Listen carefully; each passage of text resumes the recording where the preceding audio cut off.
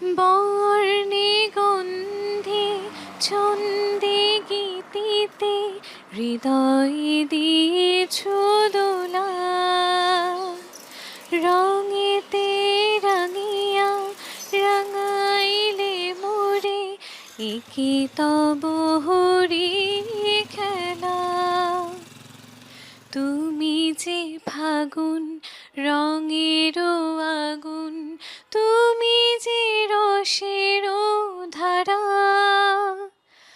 তোমার মাধুরী তোমার মদিরা করে মোরে দিশাহারা। মুক্তা যেমন শুকতির বুকে, তেমনি আমাতে তুমি,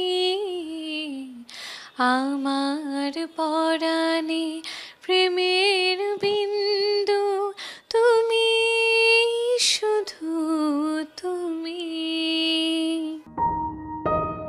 নাটোরের বনলতা সেন ছিলেন জীবনানন্দ দাশের কল্পনায়। ঝুমু ইসলাম নাটোরের তাইজুলের সেই বনলতা সেন, কল্পনা না, পুরোটাই বাস্তব। আজকে যমুনা স্পোর্টসের বিশেষ ঈদ আড্ডায় আমাদের সঙ্গী জাতীয় দলের স্পিনার তাইজুল ইসলাম এবং তার স্ত্রী, আমাদের লাভবার্ড শোনার পরে ভাই একটু মনে হয় ব্লাশ করলো, ইমোশনাল হয়ে গেছে। প্রথম দেখা কবে? আমি বলবো না, ও বলবে। দেখি আগে ভাই পারে কিনা, না পারলে এটা ওর দায়িত্ব। তুমি বলো। একটা বিয়ে খেতে যে দেখা হয়েছিল আর কি, যে বিয়েতে গেছিলাম দুই পক্ষই আত্মীয় ছিল, কি আমার পক্ষ ওর পক্ষ। 14 বছর আগে দেখা হচ্ছিল আমাদের। ন্যাশনাল টিমে খেলতো তখন? না, ও ন্যাশনাল টিমে খেলতো না, ইভেন ও বিপিএল খেলছিল একবার, ওই যেটা ফার্স্টে দুরন্ত রাজশাহী হয়ে এক ম্যাচ খেলছিল মেবি লাস্টে, ওই বিপিএলটার পরে আর কি। আর সত্যি কথা বলতে আমি তখন ক্রিকেট সম্পর্কে কিছু জানি না, লিগ বা ডিপিএল বা এরকম যে কিছু আছে এগুলো আমি জানতামই না। তো ক্রিকেটার মানে শুধু ন্যাশনাল টিমেরই ক্রিকেটার, আমার ধারণা ছিল এইটুকুই।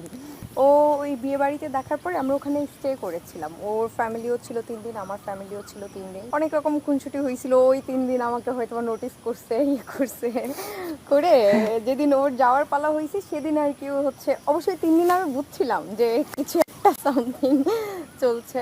তারপরে ওর যাওয়ার দিনে আর কি আমাকে সামহাও ওর নাম্বারটা আর কি দিয়ে গেছিলো যে কন্ট্যাক্ট করতে। তো তারপরেই হচ্ছে কোনোভাবে কন্ট্যাক্ট হওয়ার পরেই আর কি ও প্রপোজ করে।